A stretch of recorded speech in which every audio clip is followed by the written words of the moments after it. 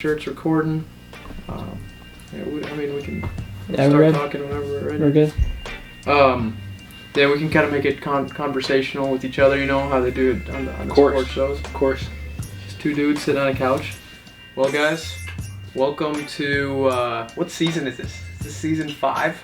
It's got to be at least season 4. I know that for a fact. At least season 4. I want to say sophomore year of our college experience. That's when COVID hit. And right. That's kind of when we started the podcast, but it wasn't like specifically Timberwolves focused at that time. That was just the only thing that worked. It was kind of like a wide array of topics, but like we started talking about the NBA draft at that time, which was funny enough the Ant LaMelo draft. Yep. So we're just right at the same. Yeah, and like some of those videos did like way better than the normal videos we did, right. And we felt people liked us talking about the draft. I mean, we really had nothing else to do besides like do draft and like look at some of these players. That was our most scouted draft, I think. Yeah, and that was one of the better drafts in recent years. Some might say one of the better drafts of all time by the end of these guys' careers. So yeah, it's Ant's 5th year. It's our 5th year. It's Ant's first championship going to be this year. This is going to be our best year yet with the pod.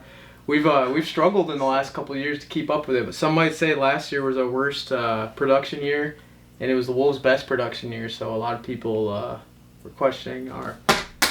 Yeah, I mean, I think so. It was a lot of like, I think we did really good year 1, and then year 2 is kind of when we popped off a little bit. That's when we were doing the live streams, and we had the really long podcasts at least like once or twice a week, and like that's when we were really dialed that season. And again, great season too. That was like the first fun season in years of watching Timberwolves basketball. So like, good season to start. I think the last two were a little tougher for us. I mean, a lot going on, and I think the year prior to last season was just like, it was a tough Wolves season. It kind of like felt like a metaphorical step back. Like they didn't play as well. It was like a weird Rudy year, and like the expectations going into last season were like, I don't know, kind of like hit or miss. We didn't know really what to expect, and then like they become the best defense in the NBA, make it to the Western Conference Finals. Like, crazy year considering like all the adversity the year prior. Sure.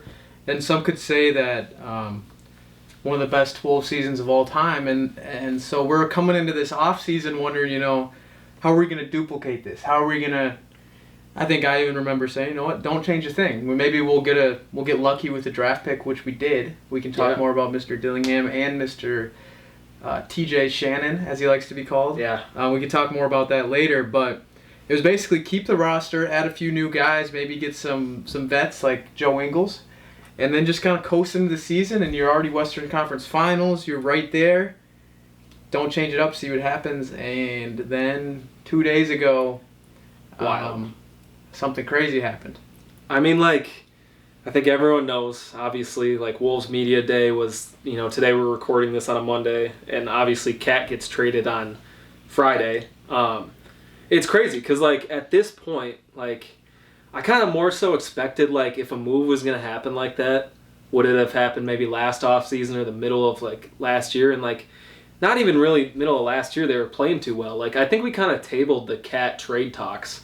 We kind of left those in the, you know, the beginning of last season before it even started. And, like, for it to actually happen this season, coming off, you know, their best season in 20 years is, like, to say the least, it's like a ballsy move to trade Cat right now. Sure, a ballsy move is a good way to describe it, but if we want to counter that, most of the moves that Mr. Conley have made are all ballsy moves, and that most of them have worked out, and you could say basically all of his trades that he's made in the long run, if you learn to trust him, have worked out.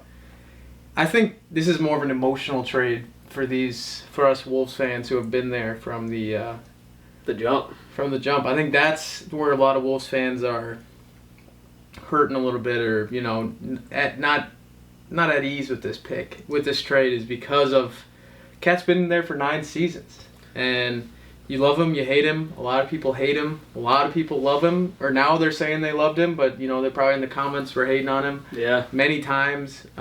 He's a polarizing player. Now he's gone. Yeah, it's like, think about how many iterations of the Timberwolves there's been since 2015. Like, all the faces that have come, like, in and out of Mayo Clinic Square. And Cat has been the one guy What? You got to use the exact Clinic. name. What Mayo Clinic Square. Isn't that the practice arena? I guess. It might be. Who knows?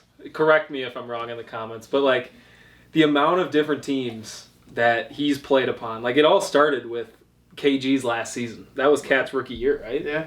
Like, Ricky Rubio was still on that team. You know, that was kind of when, like, Andrew Wiggins was supposed to be, like, the savior of the franchise. Like, that feels like so long ago, and it was. That was 2015, 2016 when Cat was drafted. So it's been 9 years, and, like, I think there's been... Cat is such a polarizing player. Like, there's guys who have been with franchises for, 10-plus years where it's like... most of the time they're like beloved figures. It's like the Tim Duncans, it's the Dirks, it's the KGs even with the Wolves. Like, and then Cat is so interesting because he's one of those guys like, year wise, but like the reception of the public's a little different. And I think like, a lot of that is self-inflicted from Cat. I think he doesn't help himself with the off the court, like dialogue that, people tend to make fun of a lot. Some of the cold playoff shooting and play, but like, I don't know, for a guy to stay 9 years was probably if we're being frank, maybe the worst NBA organization in history. Sure. That's got to mean something, right? It's got to mean something for sure, and I think heading into how we each feel about this, I think it's interesting to point out that Cat probably got traded at the highest his perception has ever been with the fans. I think last year in the playoffs, even though he didn't have the greatest playoffs, he did better than usually in the playoffs. Cat is terrible, and he held his own last year. He didn't play great all the way through, but he had a decent run, and I think people were really starting to come around on Cat. It took maybe some people 9 years. And yeah, I think the amount of times that when we've been doing this podcast where it's been trade Cat, I feel like those have been kind of quieted lately. So that's why this trade kind of felt like it came out of nowhere. But if we're going to be honest, looking at numbers, looking at the future, looking at money, this wasn't that bad of a trade for the Wolves. And you could honestly argue that this was a good trade for now for the Wolves. And once we're sitting next year looking at that Pistons first round pick, some could say it turned out to be a great trade. But yeah, it's always just tough. It hurts. You get connected to these players. I think even with guys like Jalen Noel or who's someone else that we traded that first year, that kind of players that we got connected to, that we end up trading them, and you get connected to these guys. Malik Beasley. Yeah, I mean even D'Lo, I think is a name for some guys for sure. Yeah, I mean I really wish like I could have seen this coming a little better, because it, like you mentioned, like if there was a time to do it, like it's now, because like Cat's biggest years of this contract are like about to hit. It's going to be the 55, 60 millions. Like those numbers are about to hit that Supermax contract, and like I think like we'll get into more of like who the players Randall and DiVincenzo are, but like I think you're replacing Cat with a much smaller expiring contract. Like Randall has a team option next year, but he's only going to be 30. I mean, most likely he opts out. And then you have DiVincenzo, who might be the most team-friendly contract in the entire NBA, just what he did in the playoffs last year. Like, in my opinion, one of the top playoff performers last year for sure. Like he was the Knicks clutch guy when it mattered, him and Brunson. I think it makes sense. Like you're giving yourself some flexibility for the next year and beyond. You're going to be under the second apron, and you'll have some room, if Randall leaves too, to sign kind of that mid-level exception guy that they were missing, like that $15 million a year type guy, still staying under the second apron too. And like, I know ownership's kind of a mess, but they've been willing at least to pay some into the tax. Like, I don't really look at this as like a cost-cutting move. I know that was like a popular theme when it first happened. I kind of look at it as, keeping that championship window open for even longer. Plus, having flexibility to do some other team-building things that, they wouldn't have been able to do in the second apron. So yeah, and I think it's pretty obvious, but they're doubling down now on that Ant is the guy. And I think it's obvious, he's proven it, but now it's like, this is your team. Again, I mean, it was his team, but having another guy there to compete with for shots, and Also having a guy to lean on, which I don't think is the worst thing, but I think sometimes when you have a guy like Cat, who is a superstar in this league, you have, you can have your off game every once in a while. You can have your game where you don't play well and Cat will step up, and sometimes Cat will step up when you're not having an off game. So now this is going to force Ant to grow even more. For sure. And he's going to have to take this leap to being a top 3, top 2 player in the league if the Wolves are going to stay at the level they were at last year. It's a test for Ant now, and I think that's exactly what he needed. Yeah, it was interesting. I listened to some of the media day interviews today, and they asked Ant about being the number 1 coming up and what that meant last year too, and he said something similar to he didn't look at himself as the 1 and Carl the 2. He kind of looked as both of them 1A and 1B, and I think that's interesting because all the general public throughout the last year and especially in the playoffs were Ant is undoubtedly the number 1 guy in the Wolves, and shout out to Cat throughout the years, I think too, fostering that. That can't be easy when you're looked at as the number 1 guy for 7 straight years, and then this kid comes in who obviously has it. I think this is a top 10 player, a guy who can lead a team to a championship, but to be able to move over and give him some of the spotlight. But I think in Ant's head, maybe this defines those roles even more clearly. If he went into last season thinking he wasn't that guy, I think who else is that guy? It's not Julius Randle. He doesn't go into next season thinking Julius Randle is another 1. Ant's got to know that after the Team USA experience, it's this is his time to step up and be the Curry of a franchise or be the LeBron. Right. This is the time. Yeah, because speaking of Ant, this is one of my hotter takes that I've been having recently. I like to say it to people, but I think at this point in Ant's career, I think he's a little overrated. Really? And I was thinking that a lot last year during the playoffs as Luka and Kyrie were the 2 best players on the court, and Ant was coming in at number 3 or number 4 in some of those games. And I'm not saying anything against Ant's play because some of the games he played in the playoffs last year were some of the best games I've ever seen anyone play. Yeah, the Suns series. That's got to be his highest level basketball. Oh my gosh. But the reason why I said he's overrated is because he's getting rated. People are comparing him directly with Michael Jordan and Kobe Bryant. I don't think he's at that level yet. And I don't think he was at that level last year, otherwise that we wouldn't have got bounced in the Western Conference Finals the way we did. And yeah, saying he's overrated isn't really saying much against who he is as a player. It's just who he was being compared with was a little outrageous, and I think, I'm not saying he doesn't have that in him, but I don't think he's there yet. I think he still has some room to grow, and I think that this move is going to put him in a position to make that next step. Yeah, I don't think he has to be there yet. Is the other thing? It's his 5th year. This playoff run last March and April and May, and then paired with him going and playing and winning a gold medal with some of the greatest basketball players of our generation, the greatest basketball players of our generation, invaluable experience. I feel for him for the summer, and he's not, he just turned 23 in August, and he's going into his age 23 season, and I think what he did as a playoff performer at age 22 is undeniably way ahead of where he should be. I don't think you even expected that from him maybe till not even this season, but next season and beyond. It's age 24, 25 seasons. That's kind of when Tatum, hit that mark and finally pushed beyond and, won his finals. So it's I don't know. I think we're so far beyond schedule than this team should be right now, which is incredible. No one expected them to be in the Western Conference Finals last year. No. And a big piece of it is because he matured, super quick, which is great. Yeah, and I think you said this a little bit. This trade opens the window, opens that championship door a little bit further. I think so.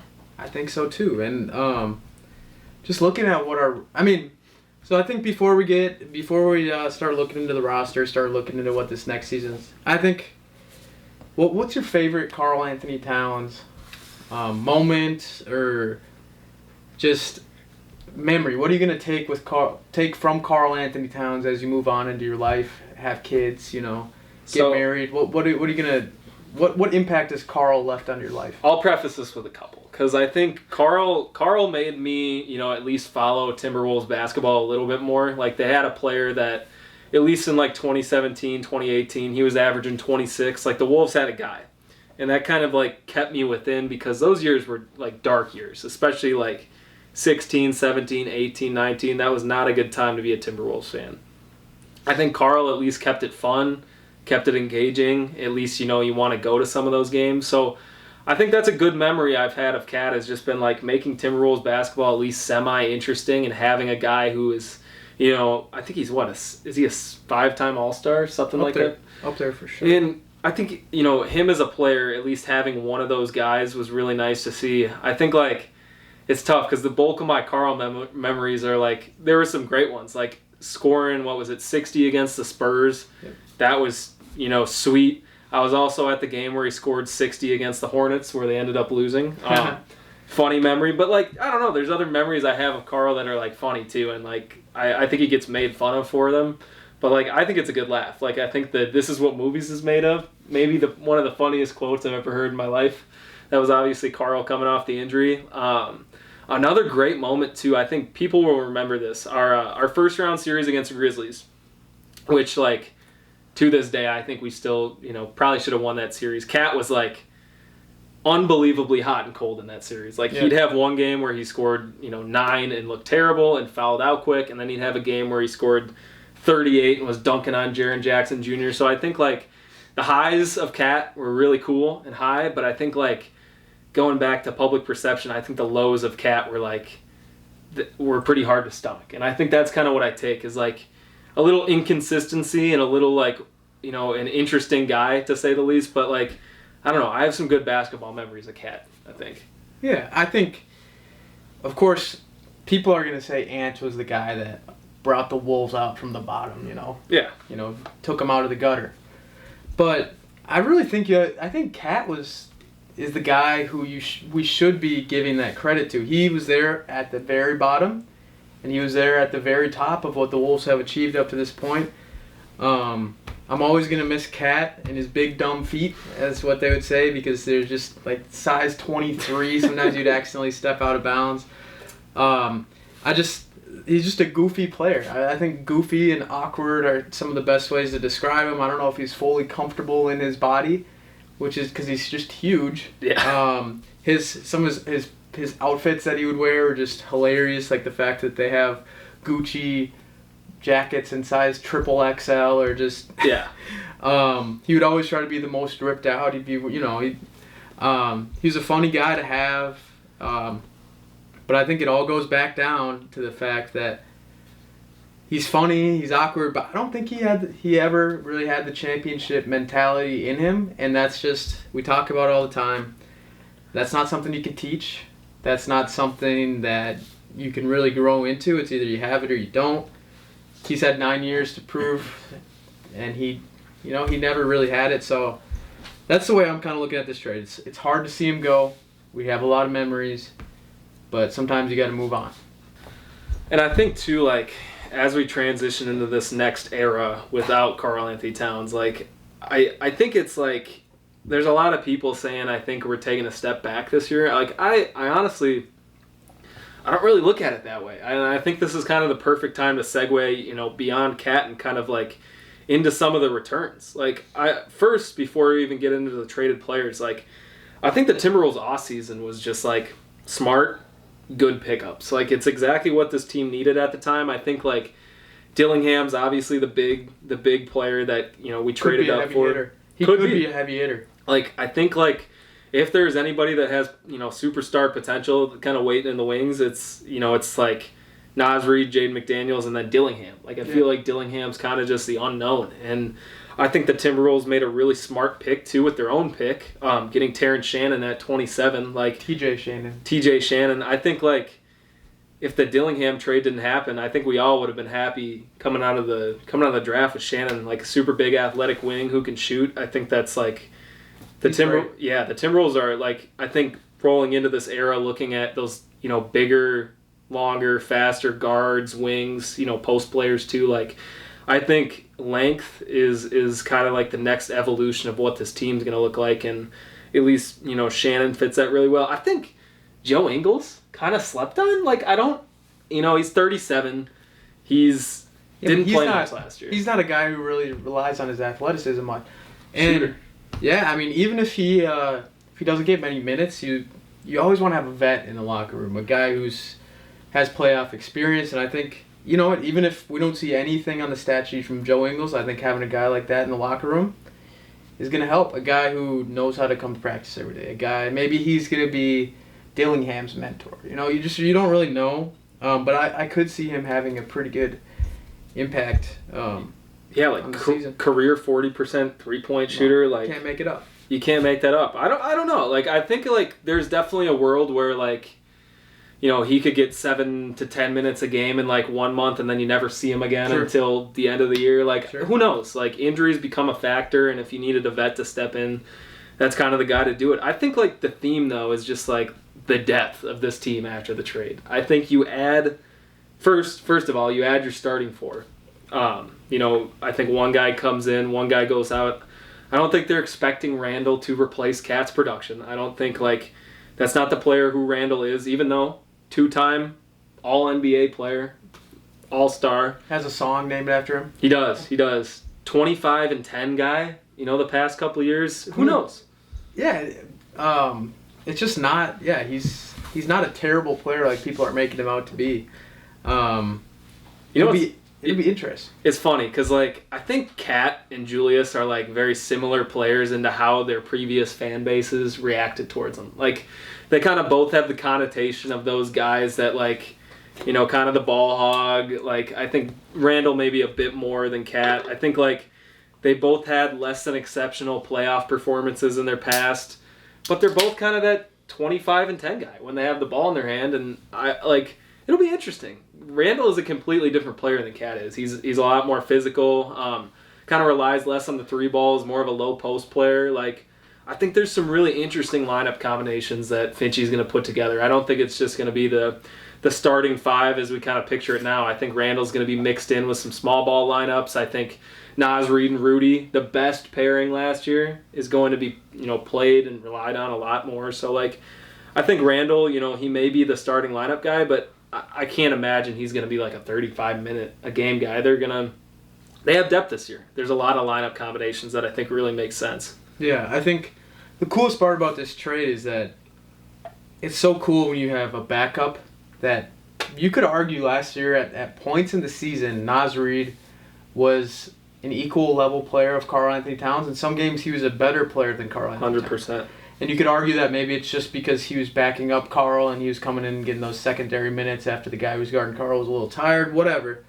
But having that level of a guy to step up and replace Cat without even, if we're not even talking about what we got in return for the trade, if you just erased Cat from the lineup and added Naz Reid, I don't think we would take that far of a step back. So I think the fact that we have Naz Reid made this trade so much easier to do, and I don't think people are fully grasping that right now. Well, that goes into my other point. I wanted to bring up now that we're kind of a little more in past Cat is I don't know. I've been listening to a lot of Wolf stuff. I feel the past couple days. I'm super excited for the season. There's smarter people that cover the team than us that actually look at the cap numbers and stuff, but the ability now to bring back Naz Reid and Nickeil. Right. Nah was great. I just have, memories of the Denver series when Na and Jaden were smiling, locking up Jamal Murray. That is the value that Nickeil can bring. I know he went a little cold in the Mavericks series from 3, but I think that just happens to shooters sometimes. Sure. He might have hit the wrong time. Every shooter's going to go through a slump. But I'm super high on what Nickeil Alexander-Walker can do. Going back to Tim Conley, what a heist the D'Lo trade looks like now. Mike Conley, Nickeil Alexander-Walker, 3 seconds. And were those seconds used to get Dillingham? I think at least one of them was, that's for sure. I know we got Jalen Clark, I believe, from one of them. There's just so many storylines and players that we could talk for hours about, especially the end of the bench guys. But I think those two players are this next timeline. Like, those are expanding Ants championship window. Those two players, fit right in the middle of it. And I think, like, the ability to hand out extensions to both Nas and Na is, I think, monumental. Without Randall or DiVincenzo even coming back, I think you might do that. Right. I think you would. And I think, like, we've talked a little bit about Randall now, but, like, I don't know how much Knicks basketball you watched last year. I really only watched them when they were in the playoffs, but, like, I think I was most impressed with, besides Brunson, like, he had an awesome season. Dante DiVincenzo, like... There's not a player in the NBA that... There's not a team in the NBA that wouldn't want him. He's literally the highest, like, that is the exact guy you want to pair next to your superstar. Like, no one else on that Knicks team in crunch time besides Brunson was scoring the ball. And he was putting up 26, he had a 35, 50-point game, did he not? 50 points, 40 points. Like, this guy is, I don't even know if it's arguably, like, from everywhere beyond the arc, he is the best three-point shooter in the league, at least last year. And, you're replacing Cat's production, first of all, but I think you're replacing it in maybe a better fashion, a less awkward fashion where, we have a big man trying to stretch the floor outside. Like, this is a guy who's going to be coming off screens, going to be shooting off the ball. Like, and he plays defense.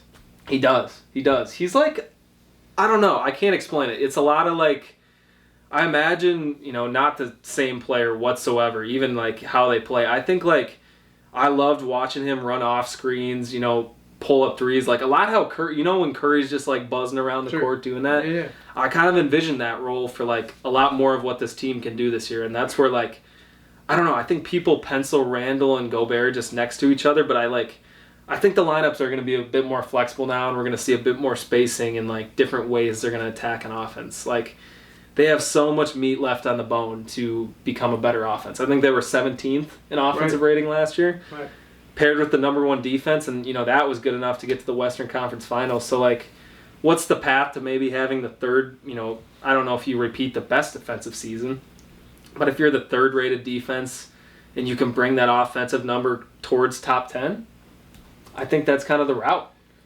Yeah, it just, like we've been saying this whole time, it's a step forward, but it might not seem like it right now. It's, getting your heart broken, but in the long run it might end up being for the best.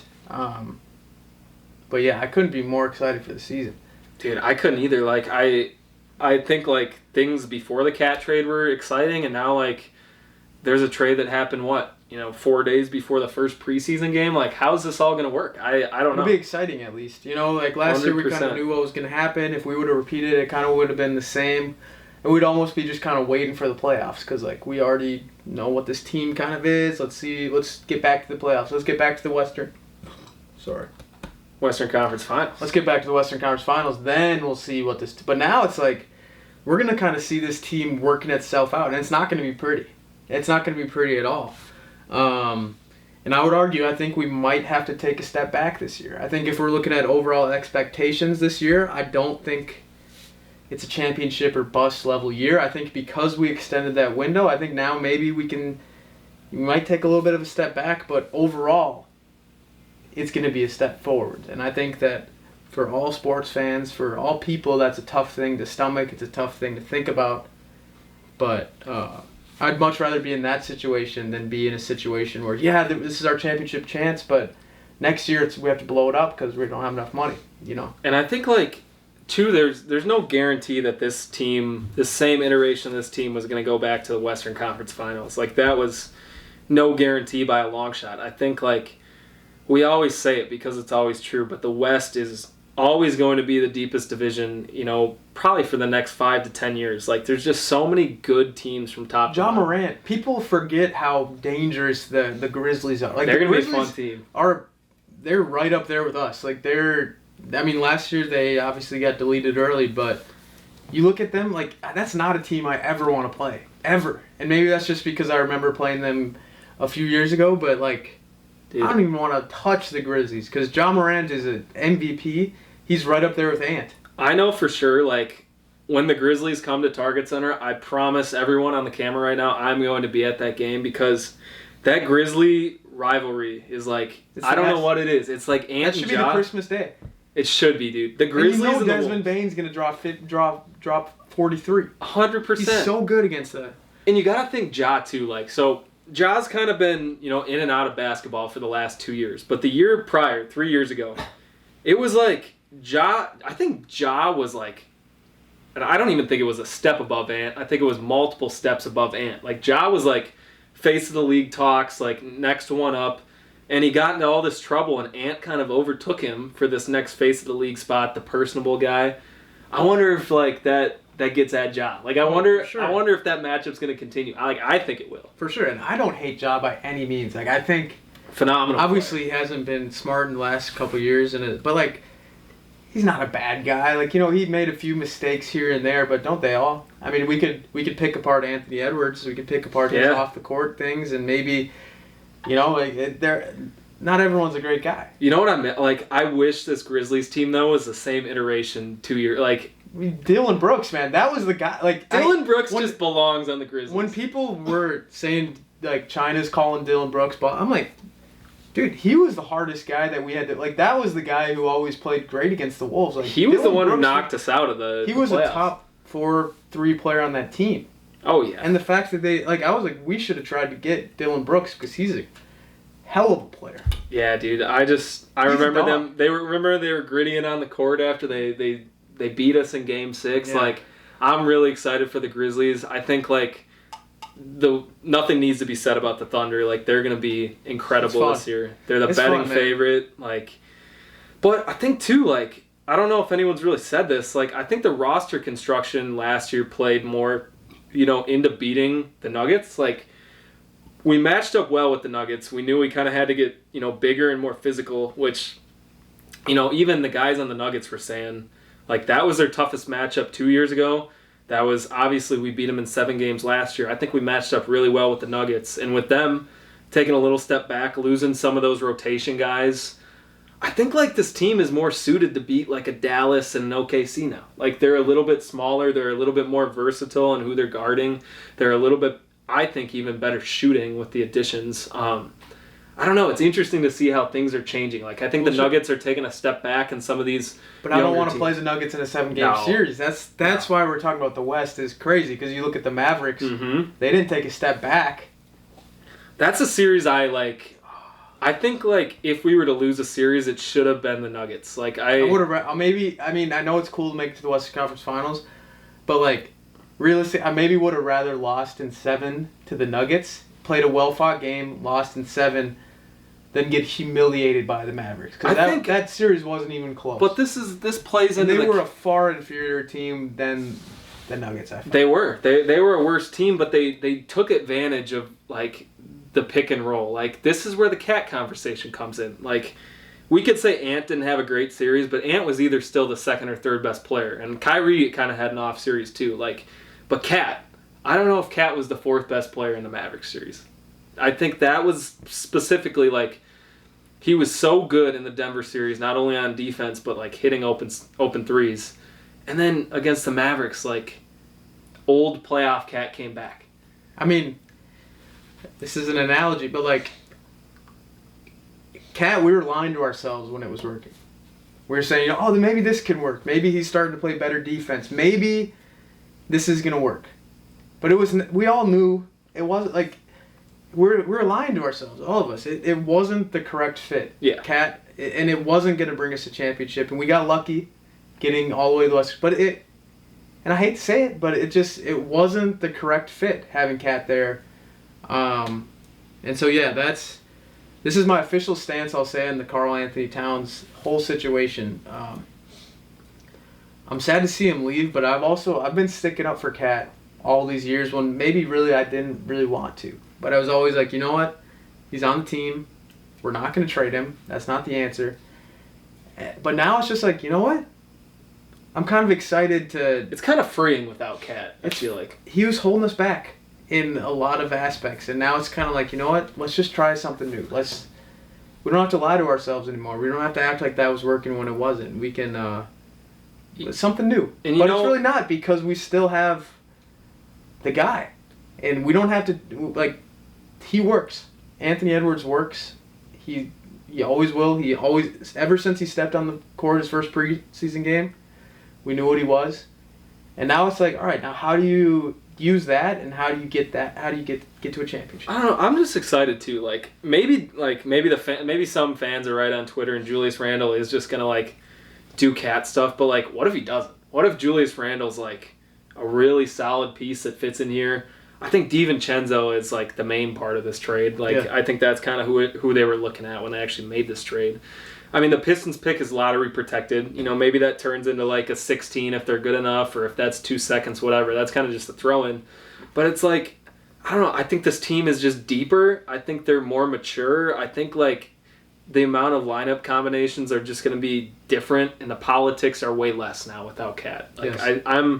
I'm really excited. I think there's going to be less attention on Cat and more just quietness from the media. I think a lot of the times, in these playoff series, Cat is always a shadow, and people are talking about the Wolves, and it's I'm excited for him to go do his own thing in New York, and I think he can be good in New York too. I think that's a good fit with them, playing 5 out, playing fast-paced ball, but I'm really excited. I think Randall's going to be a great addition, add some physicality, and I think DiVincenzo's going to do the same thing. What Mike say, two dogs coming in? I think this team needs that a little bit.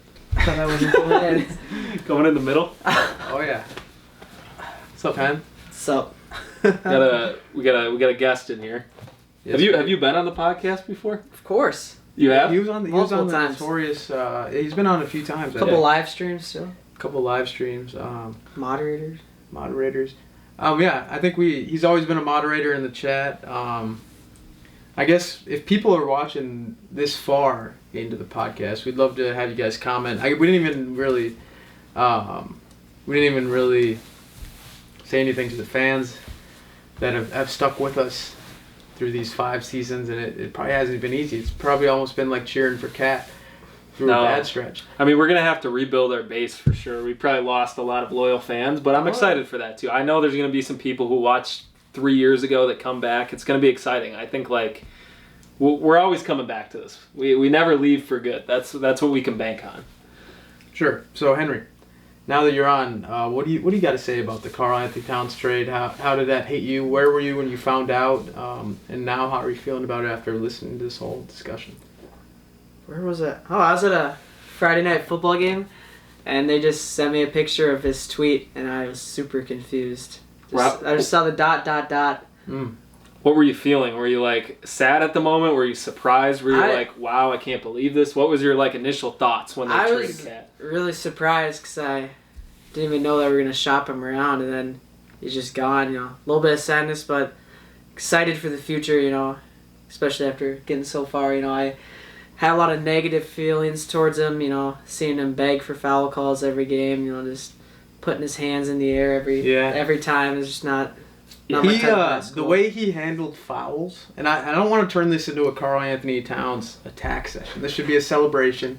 Of course. But I've watched a lot of basketball. I've played a lot of basketball. I've never seen someone handle what they call a foul so terribly. Whether it's fouling people or not understanding. This is crazy. That was the timer for the camera. Or not understanding when you foul. I just don't think he ever understood the definition of what a foul was.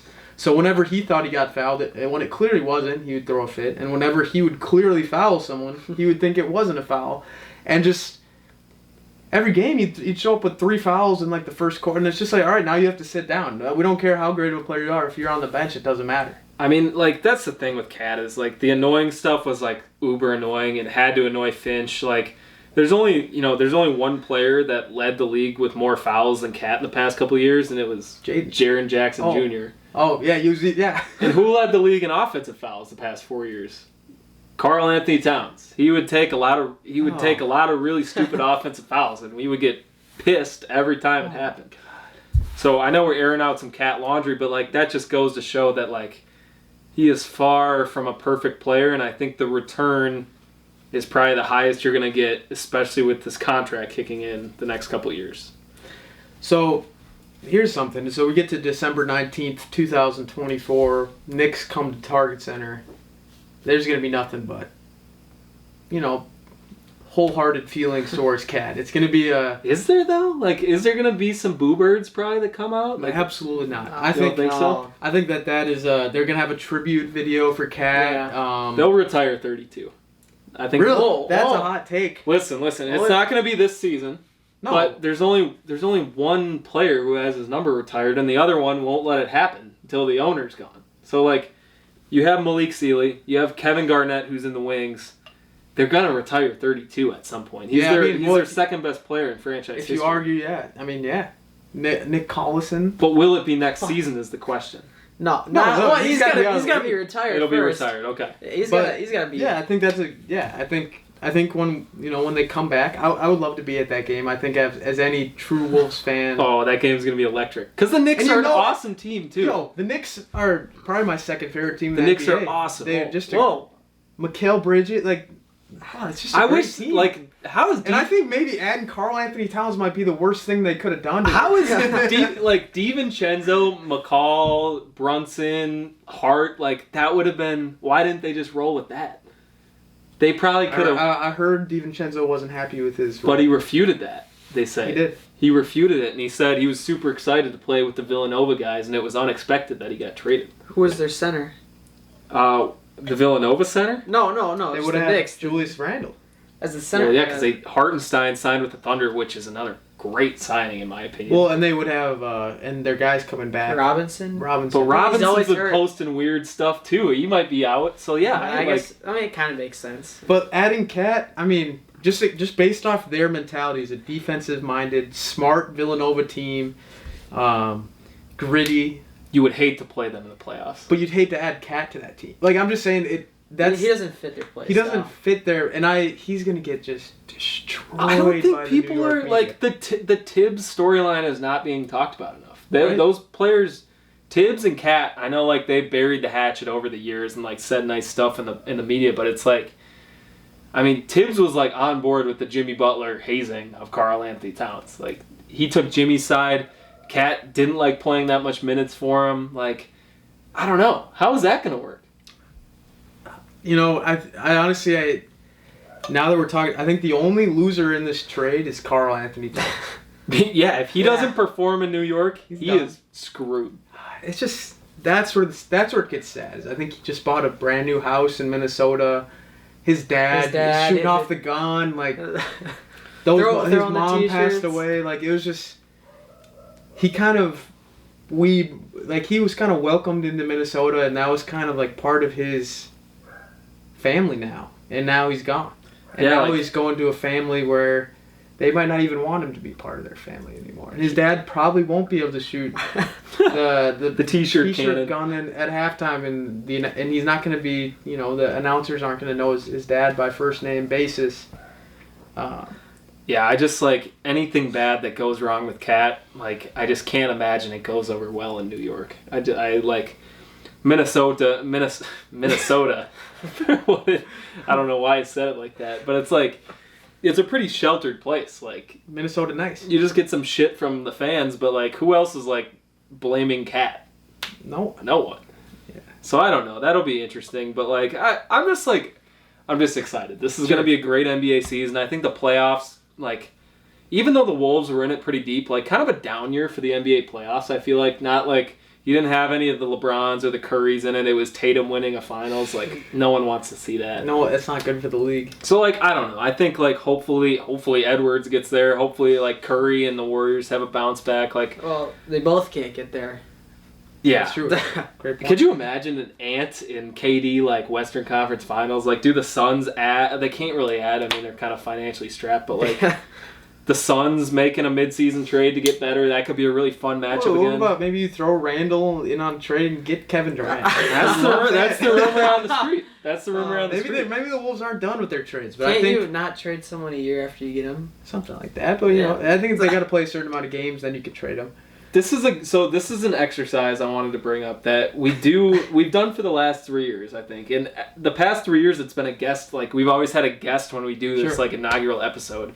Is we do our Western Conference picks and we do what the Wolves are going to finish as. Now, notoriously last year, if you're a big fan, Peyton's old roommate Jack. Shout out to Jack. picked the Wolves to win over 60 games but not be the number 1 seed, which was, the math didn't really math there. No. But I think like what we want to do first, let's maybe, I want to get your overall opinion on the West, and maybe you give us the top 4 teams you're expecting this year in the West is where we start. Talking to Henry? Talking to Henry, and He's then we'll go looking to you. So, like, record prediction? Regular season record-wise, who's your top 4 teams in the West? Top 4? I think Thunder, for Thunder sure. won. Mavs won. Whoa, Wow. that's got, what, explain the reasoning behind the Mavs. Luka's a different type of breed, you know. But Kyrie, he might have a down season. But I think Lively's figuring it out. I like that. So they're going to be a regular season juggernaut. They're going to stay healthy. Luka maybe MVP. I think Luka's the MVP if they're the 1 seed in the West. Sure. I mean, if they're the 1 seed. They're not a regular season team, though, it doesn't seem. Yeah, so no, it's okay. So Mavs and then OKC too. No. No. I was just saying top 4. I think Denver will be number 2. Well, okay. So a lot of people are down on Denver a little bit more now. It's Jokic. You know, you saw how he was in the Olympics, like averaging so many points. Okay. Sure. Wolves, I think we got 3. 3 again. So 2 years in a row with the 3 seed. Yeah, and then Thunder 4. Little too young They're still? inexperienced, yeah, you know. I think we can beat them, you know. I'm not a big Shea guy. He's free throw farmer. Foul market, Yeah, he's farmer. farmer. Okay. Reese, what about you? 1 through 4 West. So I'm gonna go number 1. I think the Thunder are a regular season. They're built for the regular season. We haven't seen them do much in the playoffs. I think they're gonna get that number 1. Okay. I think Wolves at number 2. Yep. I think number 3 Nuggets, and I think number 4. I don't think the Mavericks are in the top 4. Okay. I think they're a playoff team you don't want to see. Yeah. But I think number 4. I'm gonna throw the Grizzlies right in there at number 4. Yeah. I like that. I don't even think that's a hot take. Can you name even 5 players on the Grizzlies? Jaren Jackson Jr., Ja Morant, Desmond Bain, who's the tall guy? Edey. Zach Edey. Then they got another Steven guy. Adams? Nah, they got another guy that a rookie last year. He was Oh, yeah. What's it? GG what? Jackson? GG I Jackson. miss Kenneth Lofton Jr. I think they should have kept him. But I'm gonna learn their players when we're in a tight game with the Wolves, and I know there's gonna be guys that step up. Brandon Clark? Sure. I think you throw the Grizzlies in there at number 4. I don't think that's a terrible take. What about you, Chris? Yeah, so like I'm gonna sway from the crowd picking the Mavericks to finish top 4. I think their season was a bit fluky last year. I'm not gonna lie. I think they got younger. I think there's gonna be some Kyrie drama or injuries. I think Luka's gonna definitely sit out a few games. He gets a little dinged up in the regular season. So like where I can see where they would be a very good postseason team, and I think they can do that again. I think they're gonna be my 5th seed. So let's go 1 through 4. I'm going to count us down this time, though. Number 4, the Denver Nuggets. Nice. I think they take a little bit of a step back. They lose some of that depth. KCP gone. I mean, they've had Bruce Brown gone for 2 years now, though, but he was one of the main cogs in like why they won the championship. So I think they take a little bit of a step back. Still a great regular season team, though. So them at number 4. Memphis Grizzlies, for me, are going to be number 3. I think Ja Morant, we don't underestimate full the healthy Grizzlies. season. You overestimate them. Desmond Bain, amazing player. I don't think gets enough credit. And Jaren Jackson Jr. could be Defensive Player of the Year, too. So it's like a lot of really like Timberwolves-esque like vibes with them this year. That's kind of why I'm placing them number 3. And number 2 for me is where the Timberwolves slot in. I think they kind of last year learned what it's like to grind through the season. I think this year they even take that step forward a little bit more, kind of how the Jazz did in the previous years. You know, they kind of started rotating in with the 3 and 4 seeds, and then they eventually worked their way up to the 1 seed. So I think the Wolves slot in at 2, and I think I'm buying into the Thunder hype. They're number 1 for me. I think they're like a 58, 59 win team. I think they're going to be healthy throughout the regular season. They're going to have an MVP candidate on their team. I think Chet's a really good player. I don't think it's enough credit. I think people make fun of Chet similar to Cat. Sure. Just with the length, but you know, Chet's a really good player. So that's kind of my 4. So I got Thunder, Wolves, Grizzlies, Nuggets. All right. No Suns. No Suns. No And, Suns. I mean, you got teams like the Suns and the Lakers. The West The Suns aren't constructed at. The Suns are a lot of older guys besides, you know, Booker. I think you cannot count on Beal and KD to like play a lot in the regular season. First of all, I mean that's a team like when we went in the postseason last year. That was not the team we wanted to match up with. Yeah. If people remember, they were one of the reasons we weren't the 1 seed. They beat us late in the regular season, and they swept the season series against us. So it's like we did not want to play them, but we sweep them. Like, playoff basketball is different. It's weird. I think they take a step back. But that's just the West. Like, sure. That's just the West. Pelicans too. Pelicans, sneaky. Spurs. That's where the Pelicans could kind of slide into that 5 or 6 range. He's looking nice.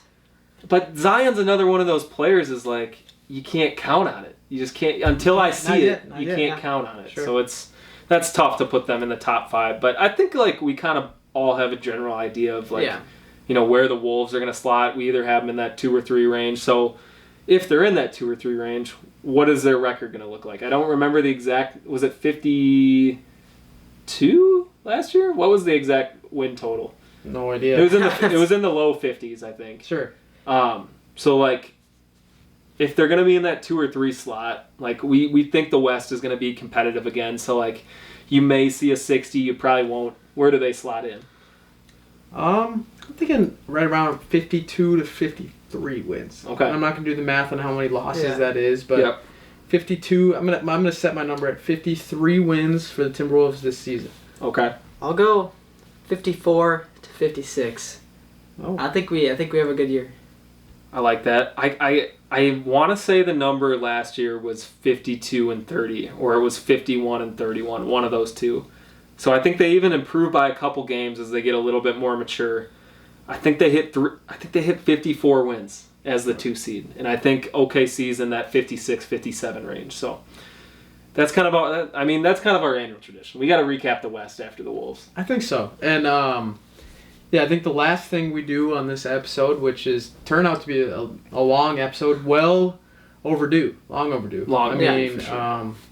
Definitely a lot to talk about, and it's cool because there's still a lot more to talk about, and it gives us something to, kind of talk about the rest of before the season starts. But Chris, what can our fans, the loyal commenters, the loyal subscribers, what can they expect from the Timberwolves Talk podcast this season?